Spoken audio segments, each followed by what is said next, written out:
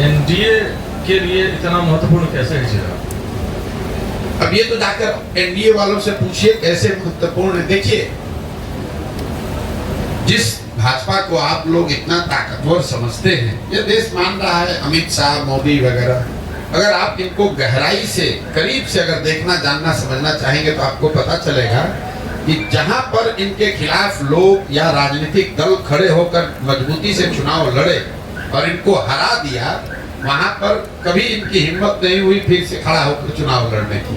तो बिहार वो भूमि है जब 2015 में अमित शाह और मोदी अपने सारे प्रयास के बावजूद उनको सफलता नहीं मिली, और वो जो डर है वो इतना बड़ा डर है हारने का। जब आपको ज्यादातर जगह पर आसान जीत मिलती है तो कहीं पर जब आप हार जाते हैं तो आप उससे डरते बहुत ज्यादा है। तो कहीं ना कहीं भाजपा को ये डर है, भाजपा की लीडरशिप को, कि बिहार की जो राजनीतिक मैं कहूँगा पृष्ठभूमि है, यहाँ का जो सोशल फैब्रिक है, जो यहाँ समाजवाद की जड़ें हैं, वो इतनी मजबूत हैं या इतनी गहरी हैं कि भाजपा के लिए इतना आसान नहीं है कि पूरे बिहार को अपने एक मोदी के स्लोगन पर जीत लिया जाए। ऐसा उनको लगता है। सच्चाई क्या है ये तो भगवान जाने, लेकिन ऐसा उनको लगता है। इसीलिए वो इस तरह के गठबंधन, जैसे नीतीश कुमार के लिए अभी कुछ महीना पहले आकर यही अमित शाह ने मंच से खड़े होकर कहा कि बिहार की जनता, एक एक आदमी सुन लीजिए,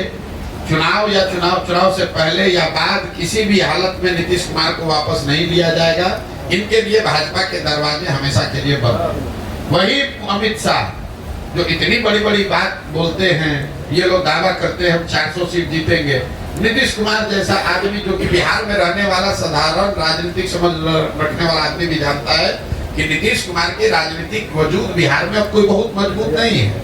ये उनके राजनीति का अंतिम दौर है। लेकिन अगर वो भी वापस आ रहे हैं तो भाजपा को उसको मानने, स्वीकार करने में कोई दिक्कत नहीं है।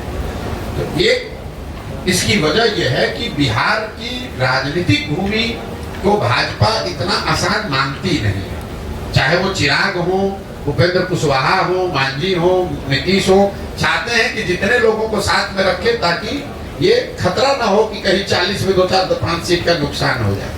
और दूसरा, ये बिहार के लोगों का दुर्भाग्य रहा है कि ये 40 सीट जो है, इसके लालच ने बिहार को बर्बाद कर दिया। विश्व के स्तर पर अफ्रीका के बारे में एक बात कही जाती है कि अफ्रीका के जिन देशों में बहुत ज्यादा खनिज है, वहां पर सबसे ज्यादा गरीबी है।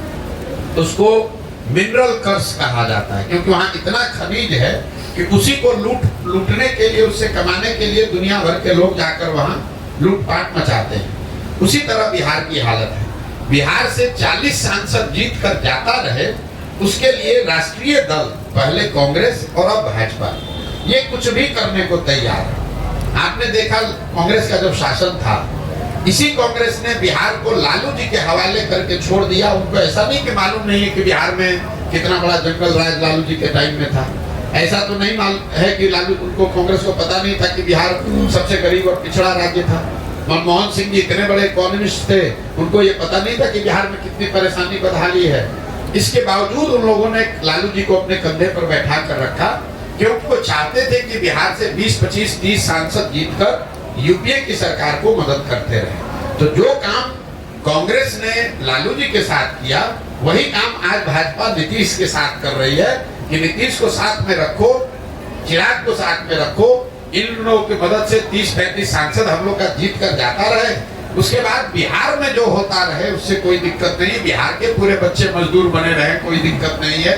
बिहार में गरीबी बदहाली हो, कोई दिक्कत नहीं हो।